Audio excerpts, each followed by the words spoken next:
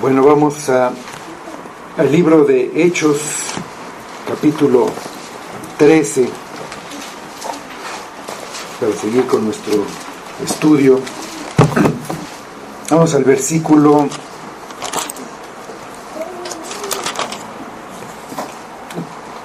35 para retomar el final de la predicación de Pablo en esta ciudad de Antioquía,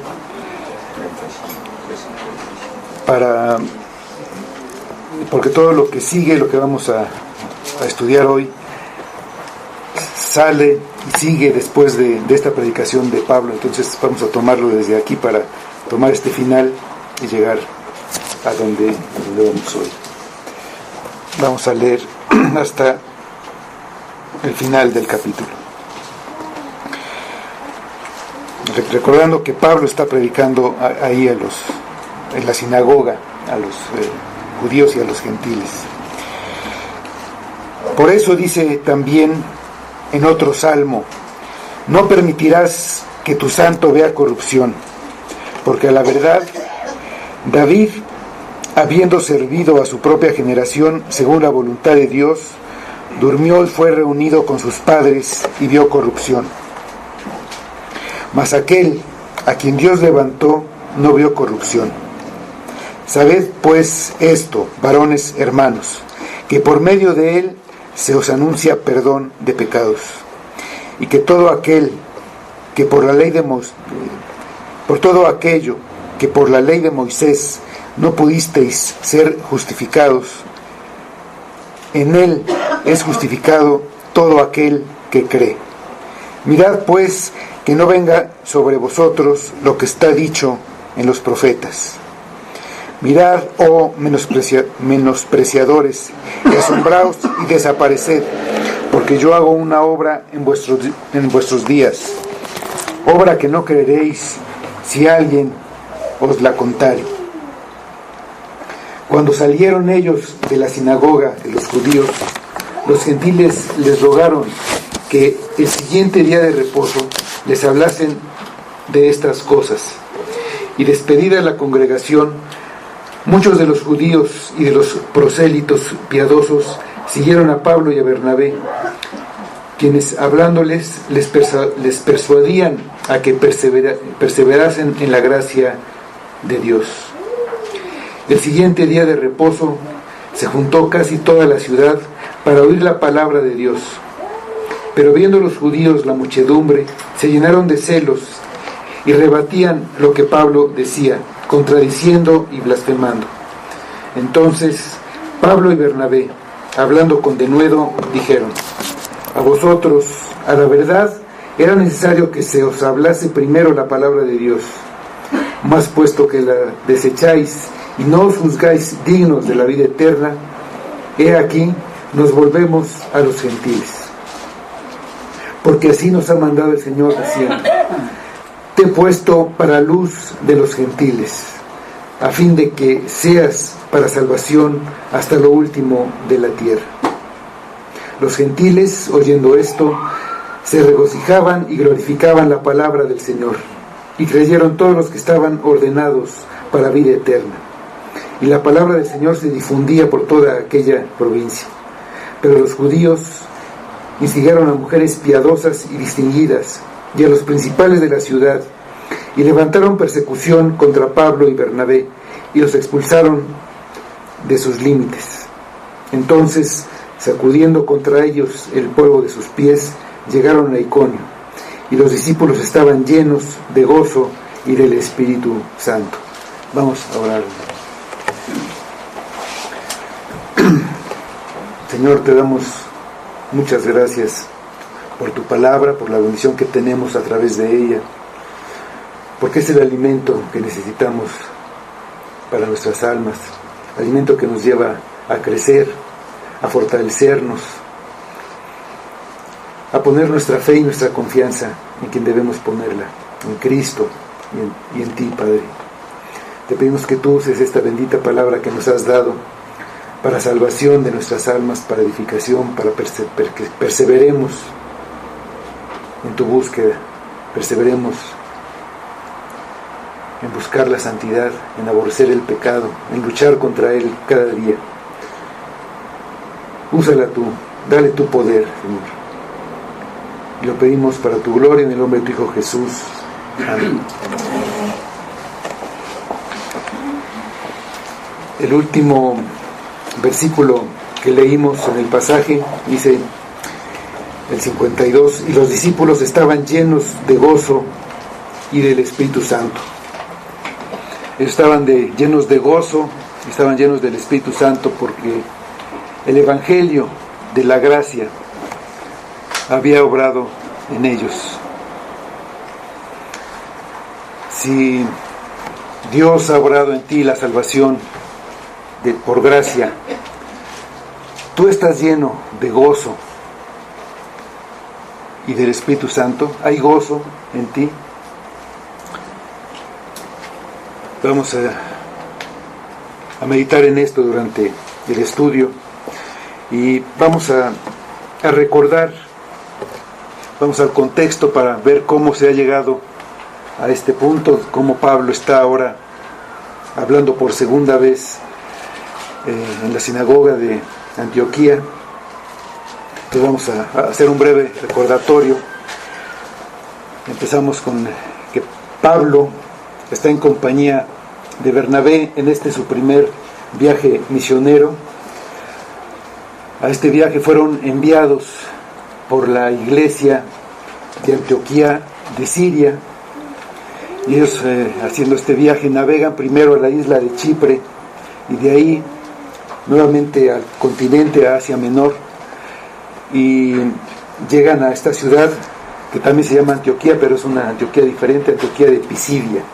En esta ciudad, en el día de reposo, acuden a la sinagoga, ahí en la sinagoga local, en donde se les pide que hablen a la congregación, que está compuesta por judíos y por prosélitos, que son gentiles, que han abrazado la religión judía en cuanto a su conocimiento de Dios, pero no en cuanto a los ritos, a las costumbres, como presentarse en el templo, ni a las reglas de los alimentos, ni a los sacrificios.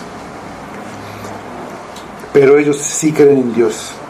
Entonces Pablo presenta el Evangelio, toma la palabra y empieza con la historia del pueblo de Israel, desde la esclavitud en Egipto hasta llegar al rey David.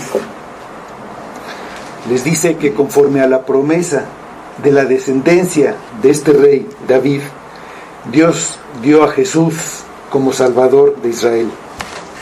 Con esto les demuestra que Jesús es el Mesías profetizado que ellos estaban esperando, y les dice que los habitantes de Jerusalén y sus gobernantes no lo reconocieron cuando él estuvo entre ellos, como tampoco lo reconocieron en las palabras escritas de los profetas que ellos leían cada sábado. Al condenarlo, cumplieron las profecías. Y prueba que por medio de la resurrección de Jesús, que Jesús es el Mesías enviado por Dios. Las promesas no se cumplieron en David, pero sí se cumplieron en Cristo. Ahí escuchan que el cuerpo de Cristo no se corrompió, resucitó y ya no va a morir nunca. Todo estaba profetizado en los Salmos. La conclusión es que Jesús es el Salvador que viene a librar a su pueblo de sus pecados. Ahí en Hechos 18:38 les dice Pablo: sabed pues esto, varones hermanos, que por medio de él se os anuncia perdón de pecados. El Mesías de Dios salva a su pueblo de sus pecados. Ese es un hecho mucho más importante que la conquista y la liberación militar de sus enemigos, el aspecto en que los judíos ponían todo su interés. Por medio de Jesús, se anuncia el perdón de pecados. ¿Qué es lo que los judíos y los prosélitos no saben? Ellos piensan que la manera de ser justificados es guardando la ley de Moisés. Han tratado de vivir cumpliendo todos los aspectos de la ley. Saben que no han podido, por lo que son culpables delante de Dios de violar la ley. Pablo les dice que es por medio de Jesús y no por la ley, que es por fe, por creer en Cristo, que serán justificados. Dice en Hechos 18:39, y que de todo aquello que por la ley de Moisés no pudisteis ser justificados, en él es justificado todo aquel que cree. Hechos 13:39. Pablo ha demostrado a los de la sinagoga, usando las escrituras que leen cada sábado, mostrando las profecías y su cumplimiento, tanto a los judíos como a los gentiles, que las promesas y los propósitos de Dios se han cumplido. Todo lo que dice el Antiguo Testamento, las profecías, los salmos, la historia, todo apunta a Cristo. Cristo es la culminación de la historia de Israel. El propósito de la salvación del pueblo del pecado y la promesa de que es un libertador para ellos. El perdón y la justificación son por poner la fe en Él, para todos los que crean, judíos y gentiles. Nadie puede ser justificado por la ley. Vamos a la epístola de Gálatas, capítulo 2, versículo 16. Gálatas 2, 16.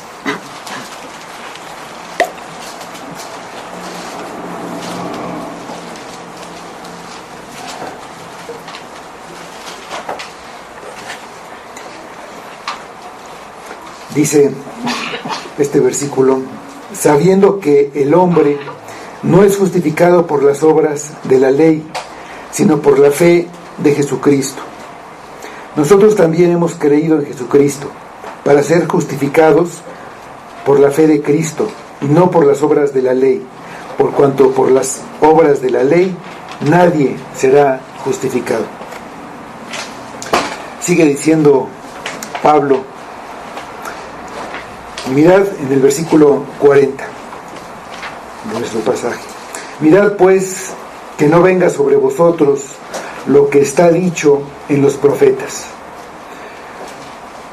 Mirad, oh menospreciadores, y asombraos y desapareced, porque yo hago una obra en vuestros días, obra que no creeréis si alguien os la contare. Los de la sinagoga deben tener cuidado de que no venga sobre ellos la destrucción. Los que menosprecian el Evangelio van a desaparecer. Se van a quedar asombrados, porque ellos saben que son el pueblo elegido por Dios, como les acaba de decir Pablo. Pero rechazar al Mesías trae sobre ellos un desastre que no pueden creer. Pocos años después, la ciudad de Jerusalén va a ser completamente destruida por los romanos. No va a quedar ni piedra sobre piedra de la ciudad y del templo. Y los judíos van a ser esparcidos por todo el mundo.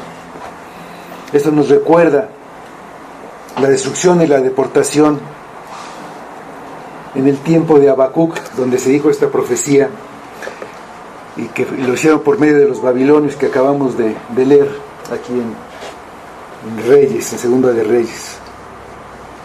Pero un desastre mayor es su condenación. Sufrir el castigo por sus pecados, por no creer en Cristo. Otra obra que Dios está haciendo en el tiempo que está predicando ahí Pablo, y que ellos tampoco pueden creer si alguien se los contaba, es la salvación de personas que no son del pueblo elegido, que no son descendientes de Abraham, ni cumplen la ley de Moisés. Menos pueden creer que Dios les perdone sus pecados por medio de Jesucristo y que sean justificados solamente por creer en Él, solamente por gracia.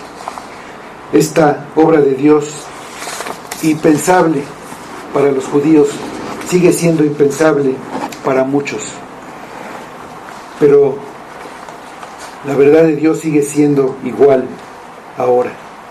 Él salva solamente por gracia, por creer en Jesucristo. El perdón de pecados también por gracia, solamente por creer en Jesucristo.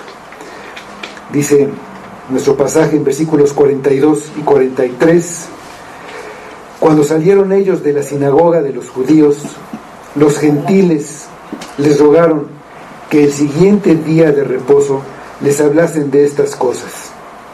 Y despedida la congregación, muchos de los judíos y de los prosélitos piadosos siguieron a Pablo y a Bernabé, quienes hablándoles les persuadían a que perseverasen en la gracia de Dios. Al terminar el culto, se vieron los resultados de la predicación de Pablo. Muchos de los prosélitos querían saber más del Evangelio y les pidieron que siguieran hablándoles el siguiente sábado, que siguieran enseñándoles. Los judíos solo observaban. Ya cuando se despidió la congregación, muchos siguieron hablando con Pablo y Bernabé. Aquí se menciona que también había de los judíos.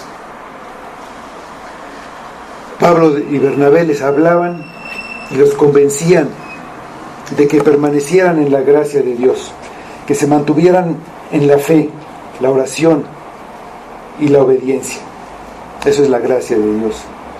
Esto indica que habían creído y que habían entendido el Evangelio, que la salvación es por creer en Jesús, únicamente por gracia, no por su religiosidad, ni por cumplir con todo lo que dice la ley, tampoco por pertenecer al pueblo elegido, ni por ninguna otra cosa que ellos hicieran o que pudieran hacer o tener u ofrecer a Dios. La salvación es un acto de gracia de Dios, salvando a los pecadores por medio de Cristo, sin tener en cuenta ninguna obra de ellos, ninguna.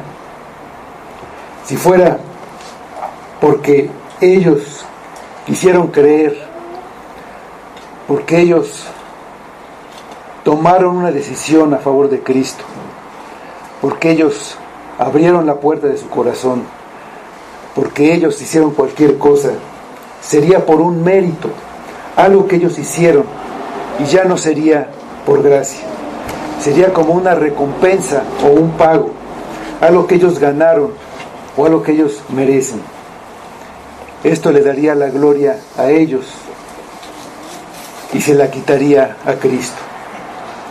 Vamos a Efesios, a la epístola a los Efesios, capítulo 2, versículos 8 y 9.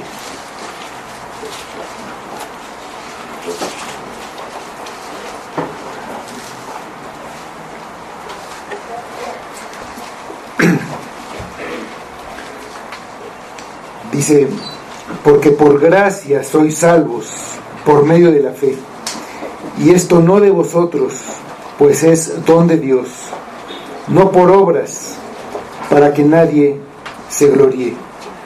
La salvación es por gracia, no por obras. El perdón de pecados es por gracia, tampoco por obras. Muchos han pensado y han dicho que al final, en el juicio, se va a poner en una balanza las obras buenas y por otro lado los pecados. Y se van a pesar, y de acuerdo al resultado, ese es el resultado del juicio. Pero la verdad es que un solo pecado pesa más que cualquier cosa que pueda hacer el hombre. Buscando la salvación por obras, habría que hacer y añadir, dar más peso y dar más peso. Y nunca se lograría nivelar el pecado.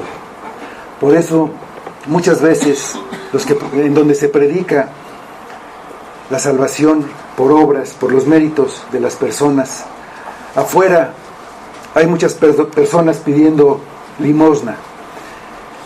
Ellos saben que son una oportunidad para que las personas hagan obras, y ellos dan muchas limosnas ahí adentro de la iglesia, y muchos sacrificios, si se van de rodillas, hacen muchas cosas.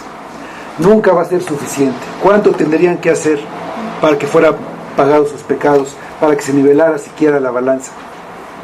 No hay ninguna obra. La obra que tiene que ser puesta en la otra balanza es la obra de Cristo en la cruz, más fuerte, más pesada que todos los pecados.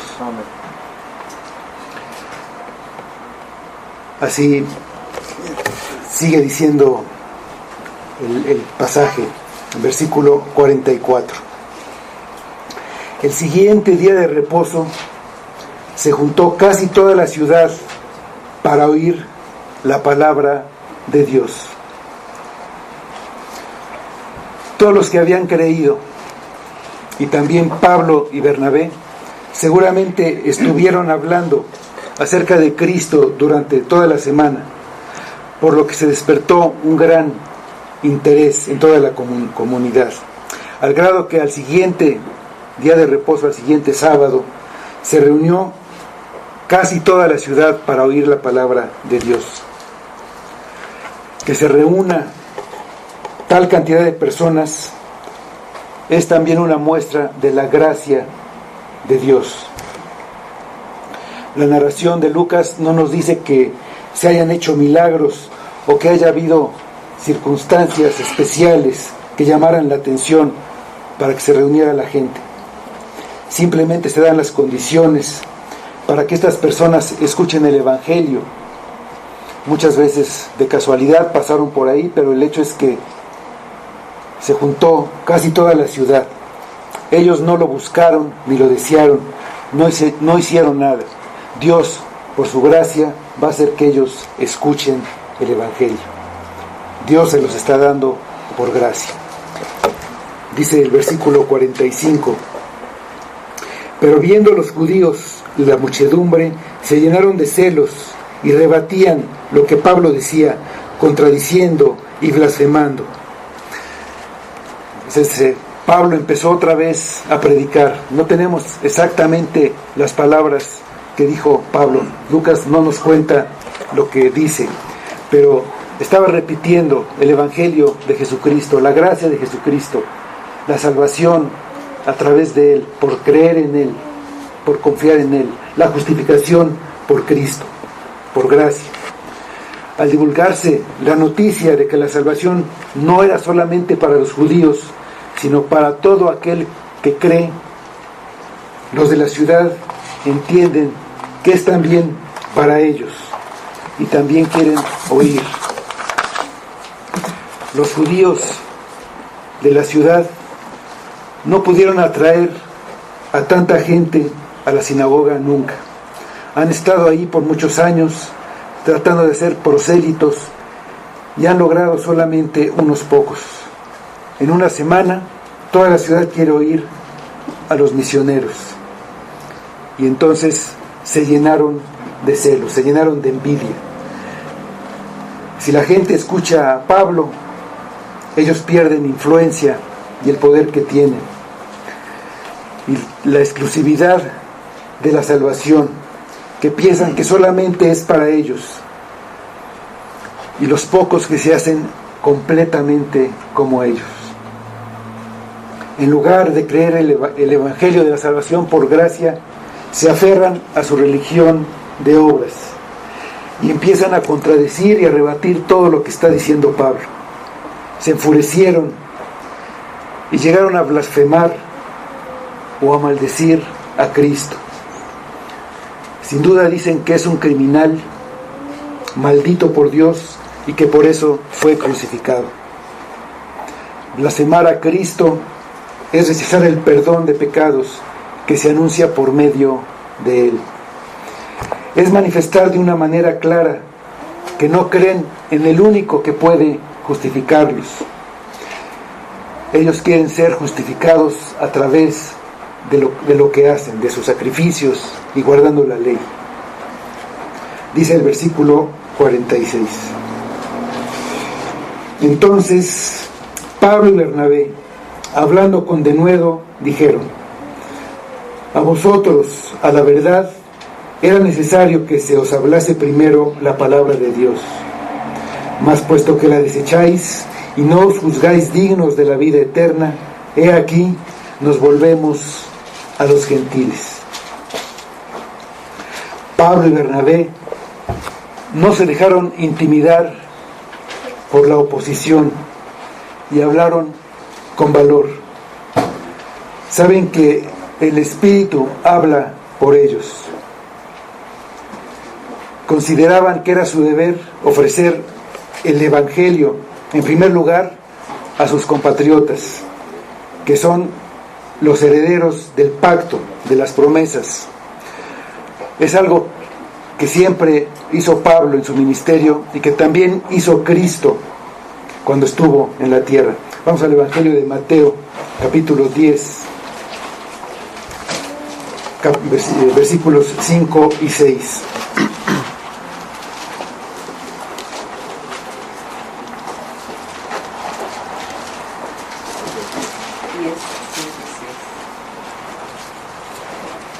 Mateo 10, versículos 5 y 6.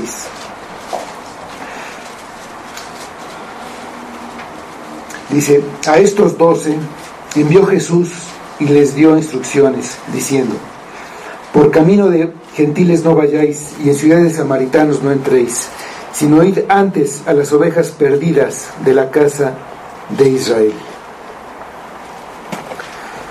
Los judíos, dice, no se juzgaron dignos de la vida eterna. Ellos se juzgaron a sí mismos y se condenaron. La conducta de rechazo que tenían los juzgaba como culpables y los condenaba. No se consideraban dignos de alcanzar la salvación por los méritos de alguien más que no fueran ellos mismos. Pero su conducta es la que los condena. Como cualquier pecador, su conducta es la que los condena. En su conducta muestra que han profundizado tanto en su maldad que ya no hay esperanzas de salvación. Cuando una persona rechaza consciente y deliberadamente el ofrecimiento de misericordia de Dios, muy probablemente le está alejando para siempre. Los judíos se condenaron a sí mismos. Vamos al libro de Ezequiel, capítulo 18, 30 y 31.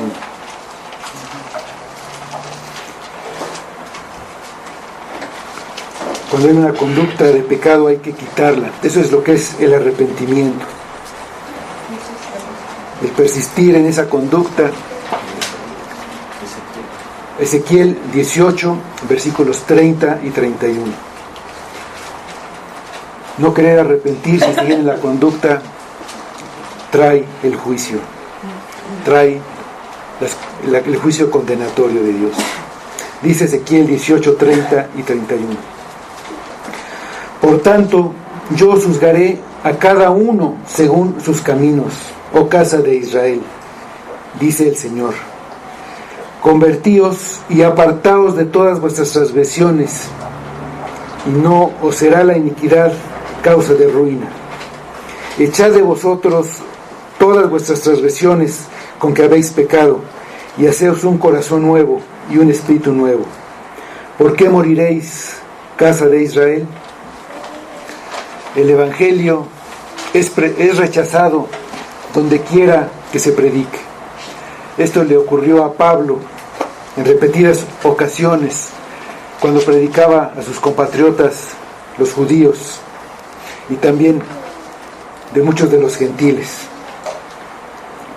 Pero cuando lo rechazaban los judíos, él iba a los gentiles, de los cuales muchos creían, y todos los que creían eran justificados.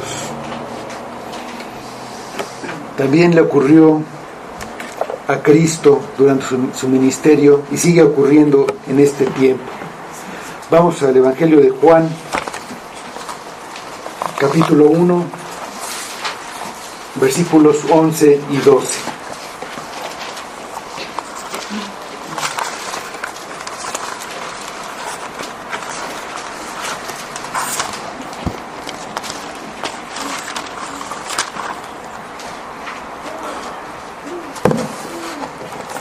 Dice: a lo suyo vino, y los suyos no le recibieron, mas a todos los que le recibieron, a los que creen en su nombre, les dio potestad de ser hechos hijos de Dios.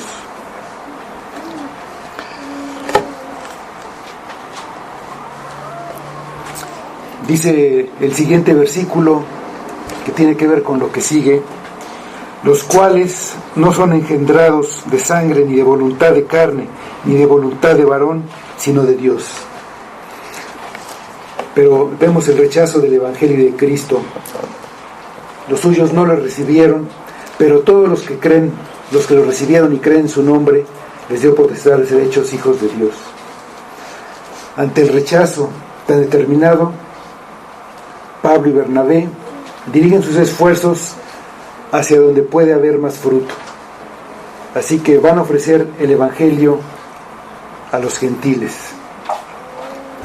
Dice el versículo 47: porque así nos ha mandado el Señor diciendo: te he puesto para luz de los gentiles, a fin de que seas para salvación hasta lo último de la tierra.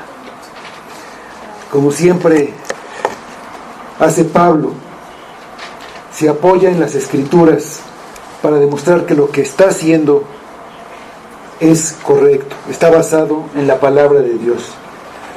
Usa una profecía para que los judíos vean por ellos mismos que Dios desde un principio había planeado la salvación de los gentiles, usando a los judíos, probando una vez más que todo lo que ha dicho es verdad y que es lo que mandó el Señor. Esa profecía de la que habla Pablo está en Isaías 49, versículo 6. Vamos a ahí está este versículo en Isaías 49, 6. Este versículo en su primera parte habla de la obra en el pueblo de Israel, y la segunda es la que menciona Pablo a los judíos que la conocen perfectamente y que leen a los profetas cada sábado. Dice la profecía completa en esta parte. Dice: poco es para mí que tú seas mi siervo para levantar las tribus de Jacob y para que restaures el remanente de Israel. También te di por luz de las naciones, para que seas mi salvación hasta lo postrero de la tierra. El Mesías era designado por Dios para salvar a su pueblo del pecado, un remanente fiel, una parte del pueblo que permanece fiel, pero además iba a extender la salvación hasta lo último de la tierra, a todos los gentiles. Dice nuestro pasaje de Hechos, en versículo 48, los gentiles, oyendo esto, se regocijaban y glorificaban la palabra del Señor, y creyeron todos los que estaban ordenados para vida eterna. Los judíos que predicaban que la salvación estaba limitada solamente a ellos, no pudieron contradecir lo que Pablo estaba diciendo.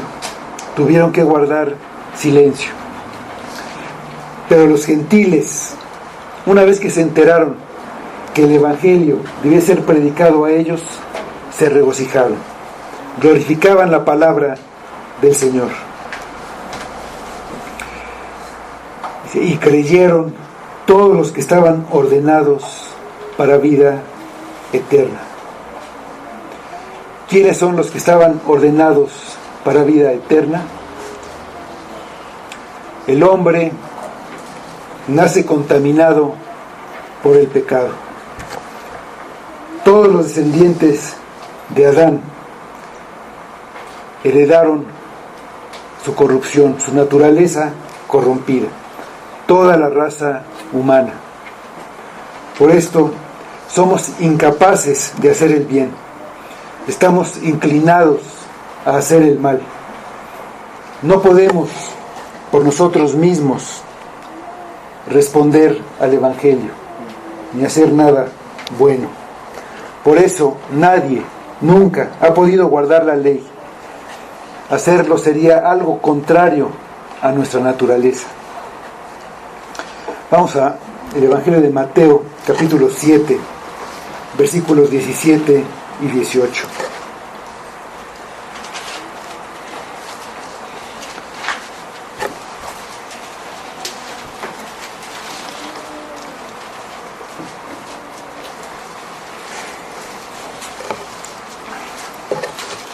Dice aquí el Evangelio de Mateo: así, todo buen árbol da buenos frutos, pero el árbol malo da frutos malos.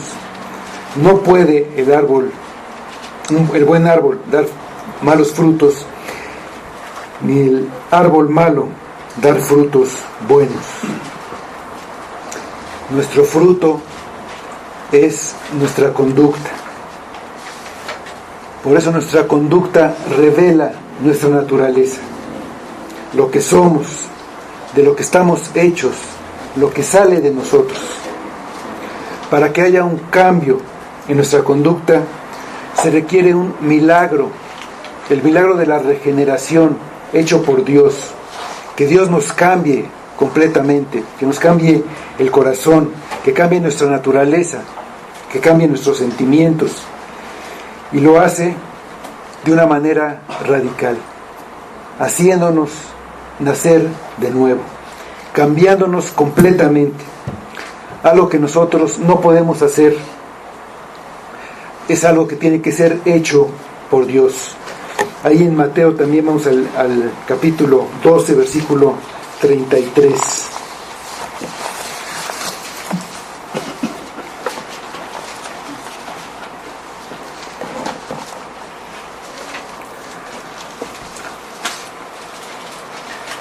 Dice: o haced el árbol bueno y su fruto bueno, o haced el árbol malo y su fruto malo. Porque por el fruto se conoce al árbol. Si somos árboles malos, para que demos un buen fruto, Dios nos tiene que hacer un árbol diferente. Nos tiene que hacer un árbol bueno. Pero es necesaria la intervención de Dios, cambiándonos completamente, dándonos vida, porque estábamos muertos, para que podamos responder al Evangelio. La salvación es una obra de Dios de principio a fin. Vamos al Evangelio de Juan, capítulo 10, versículo 28.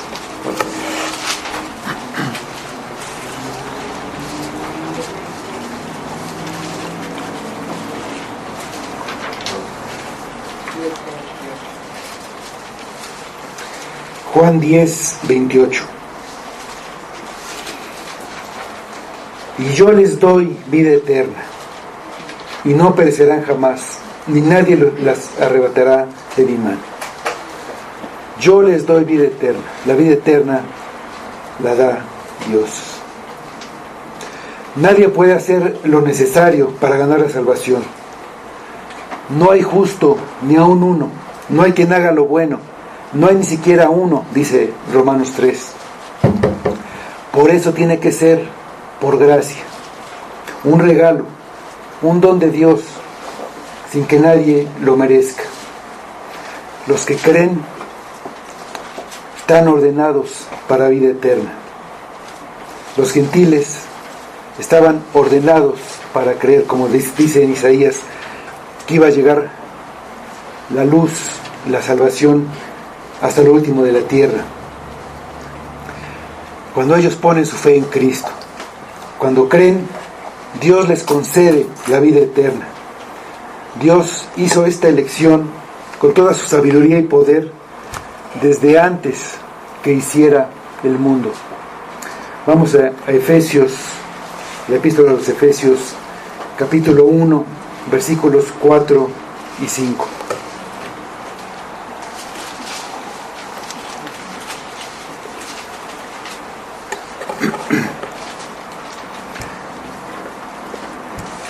Dice Efesios 1, 4 y 5.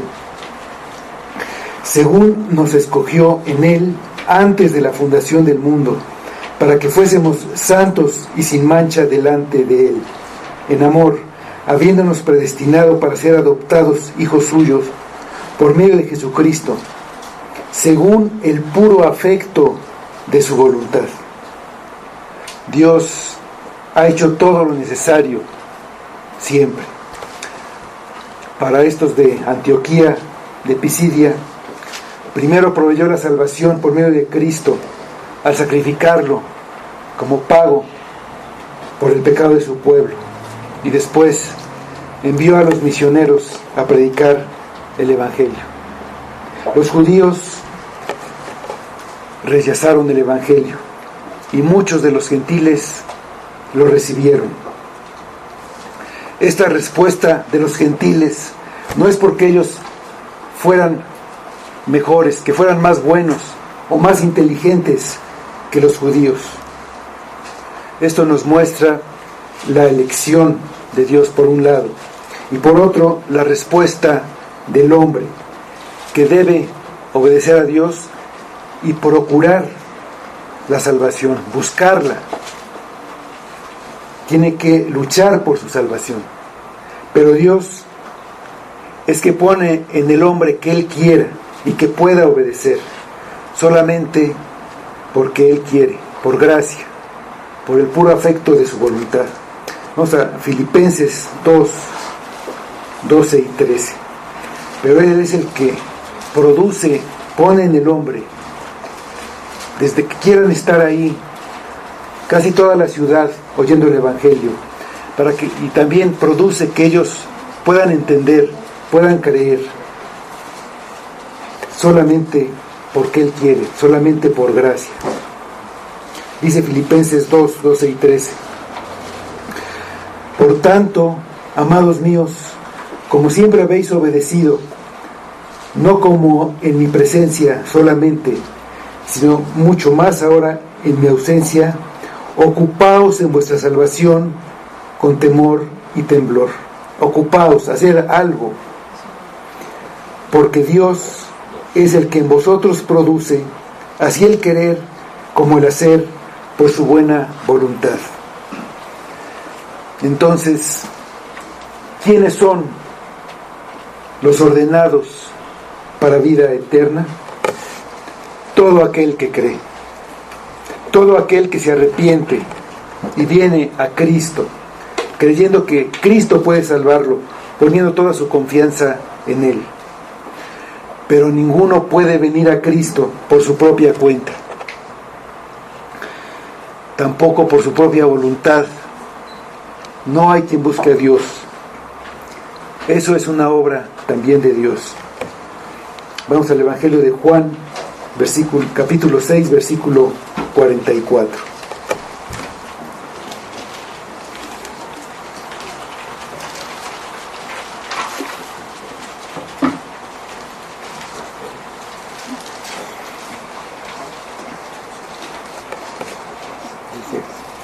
Juan 6:44.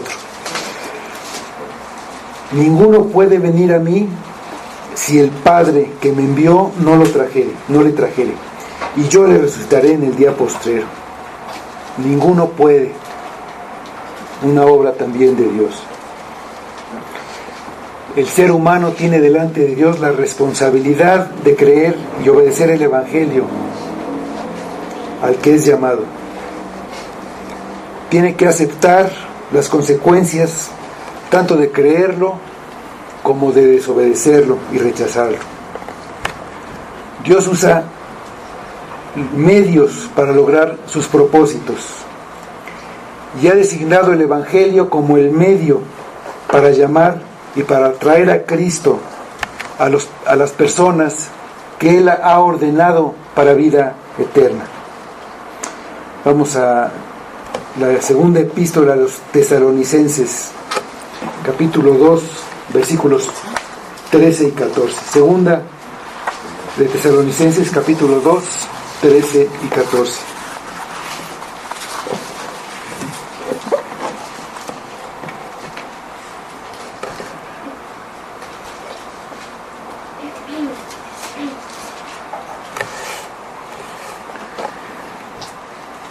Pero nosotros debemos dar siempre gracias a Dios respecto a vosotros, hermanos amados por el Señor, de que Dios os haya escogido desde el principio para salvación, mediante la santificación por el Espíritu y la fe en la verdad, a lo cual os llamó mediante nuestro Evangelio, para alcanzar la gloria de nuestro Señor Jesucristo.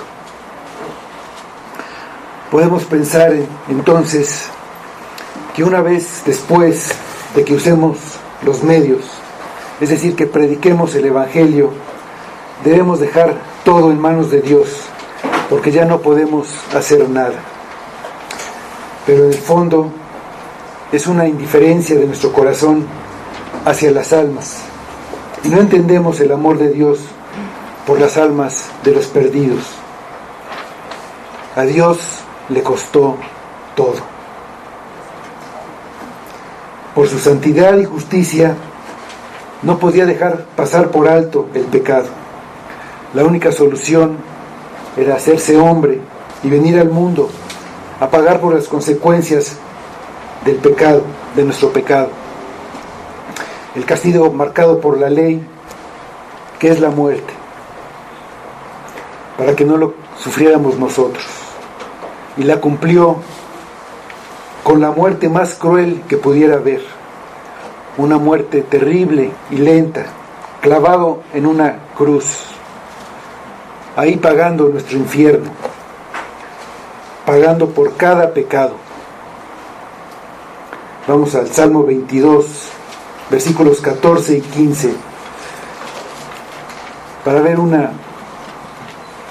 descripción de la angustia y del sufrimiento de Cristo clavado en la cruz. Salmo 22, versículos 14 y 15.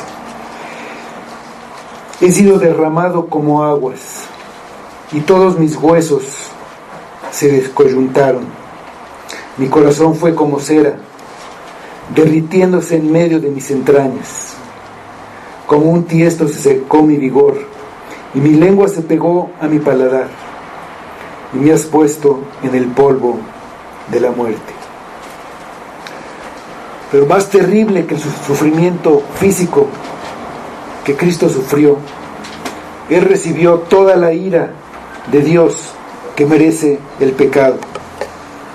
Todo el peso del pecado de su pueblo fue puesto sobre Él, y ese pecado lo separó de su Padre.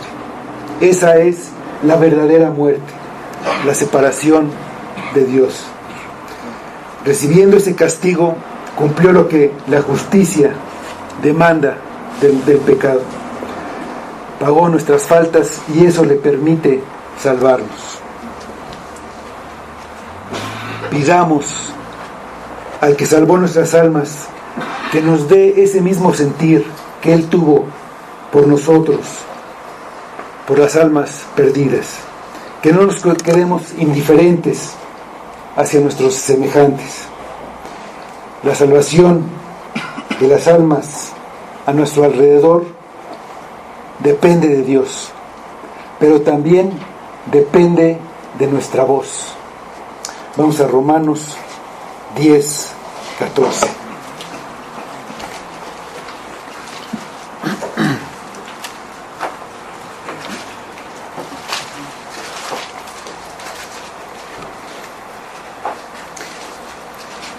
¿Cómo pues invocarán a aquel en el cual no han creído? ¿Y cómo creerán en aquel de quien no han oído? ¿Y cómo oirán sin haber quien les predique? Nosotros no sabemos quiénes son los elegidos, quiénes están ordenados para vida eterna. De manera que tenemos que dar el Evangelio a todos, teniendo confianza en que el Espíritu actuará en ellos. Y nunca debemos pensar que ya hicimos lo suficiente. Nunca es suficiente, aún para las personas a las que ya les hemos hablado, a los que ya conocen el Evangelio. No sabemos, hermanos. Tú que has oído el Evangelio y no te has arrepentido, no digas: no puedo creer y no puedo arrepentirme. Por más que trato, no puedo. No podré hasta que Dios me dé la gracia para hacerlo. O puedes pensar: todavía no es mi tiempo. O lo voy a hacer, voy a pedir perdón a Dios, me voy a derramar delante de Él el año que entra, o cuando pase esto, cuando realmente no tenga otra opción. Tras este argumento estás escondiendo la falsedad de tu corazón. No quieres dejar tu pecado, no quieres cambiar, no estás decidido a arrepentirte. De otra manera no podrías permanecer tranquilo sin la salvación de tu alma. Eres indiferente a la salvación de tu propia alma. No has buscado al Señor con todo tu corazón. Si no estás seguro de tu salvación, ve a Cristo y clama a Dios. No lo dejes hasta que te responda. Él oye. Clama, no quites el dedo del renglón hasta que te escuche. Recuerda que en Él es justificado todo aquel que cree. Si vas a Él, Él no te echa fuera. Pero búscalo hasta que lo halles. No dejes de clamar hasta que te responda. Este tiempo de espera en que no responde, en que estamos esperando para recibir respuestas a nuestras oraciones, de los dones prometidos o de lo que esperamos, se está probando nuestra sinceridad y nos está enseñando a valorar esos dones, haciéndonos orar persistentemente antes de que nos lo conceda. No confíes en tus méritos ni en tu insistencia. Confía en su bondad, en su misericordia y en su gracia.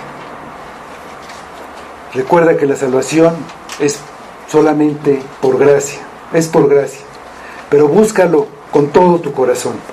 Vamos a Jeremías, el profeta Jeremías, capítulo 29, versículos 11 a 13.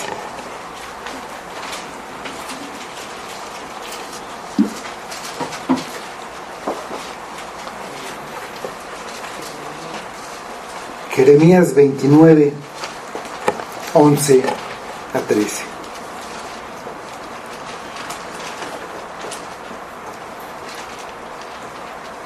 Porque yo sé los pensamientos que tengo acerca de vosotros, dice Jehová, pensamientos de paz y no de mal, para daros el fin que esperáis. Entonces me invocaréis y vendréis y oraréis a mí, y yo os oiré. Y me buscaréis y me hallaréis, porque me buscaréis de todo vuestro corazón. Búscalo con todo tu corazón. Vamos a nuestro pasaje, versículos finales 49 a 51. Dice: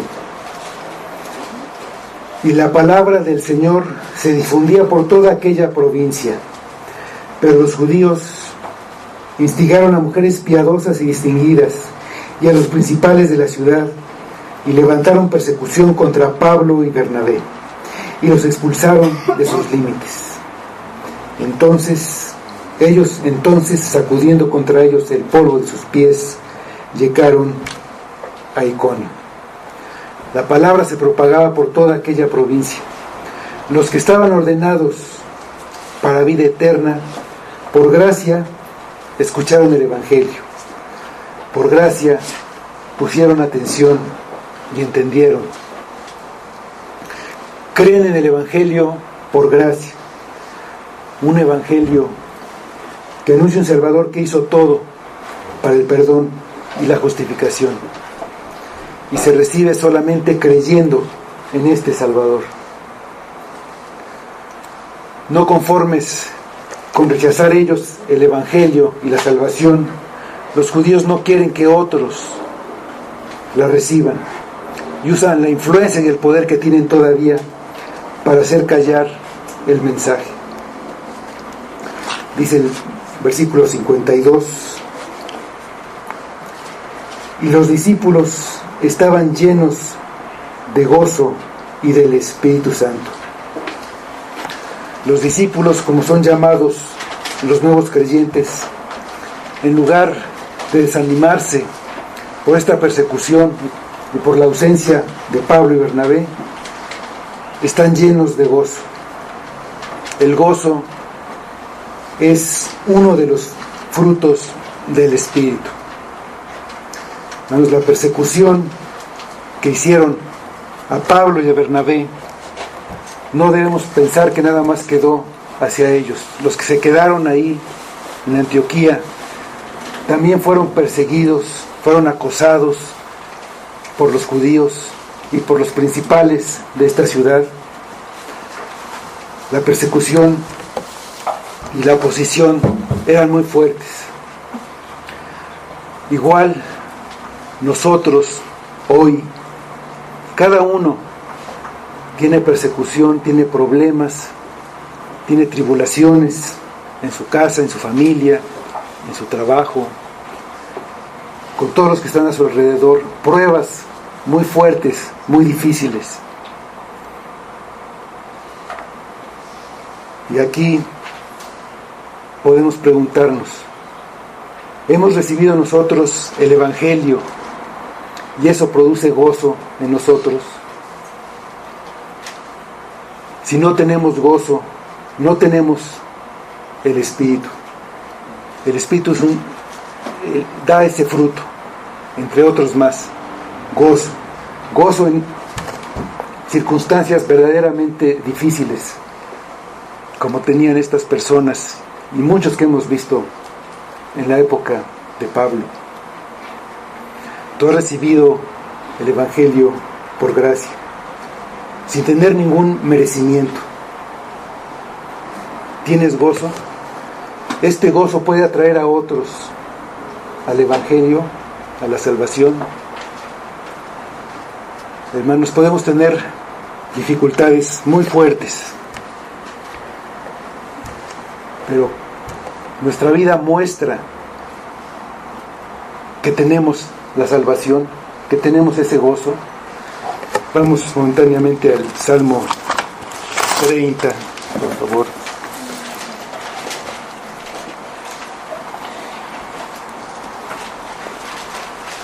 Versículos 4 y 5. Quiero leer, para terminar, estos versículos 4 y 5 y 11 y 12. Vamos a leerlos todos juntos, hermanos. Cantad a Jehová, vosotros sus santos, y celebrad la memoria de su santidad, porque un momento será su ira, pero su favor dura toda la vida. Por la noche durará el lloro, y a la mañana vendrá la alegría. El 11. Has cambiado mi lamento en baile, desataste mi cilicio y me ceñiste de alegría. Por tanto, a ti cantaré, gloria mía, y no estaré callado. Jehová, Dios mío, te alabaré para siempre. Amén. Amén. Vamos a orar, hermanos. Señor, te damos gracias porque tu salvación es por gracia. Si no, nunca la podríamos alcanzar. Tú nos las regalas y te damos gracias por esa misericordia. Haznos entender que todo lo hizo Cristo. No hay en nosotros ningún mérito. No podemos gloriarnos ni debemos hacerlo. No somos dignos. Pero en tu misericordia miraste a nosotros desde antes de la fundación del mundo. Señor, haz que tu palabra obre en nosotros. Si hemos escuchado el Evangelio, pero todavía no ha obrado para salvación en nosotros, que nos demos cuenta porque no tenemos ese gozo, y entonces que volvamos nuevamente a clamar a ti para que tengamos la salvación y entonces podamos tener gozo siempre, sin importar lo que pase alrededor, porque estás tú con nosotros y tu ira dura solo un momento. Los que te creen son justificados y esa ira se acaba para siempre. Solo hay gozo de ahí en adelante. Que tengamos ese gozo de la salvación por tu gracia, Señor. Pedimos que sea para tu gloria, en el nombre de tu Hijo Jesús. Amén.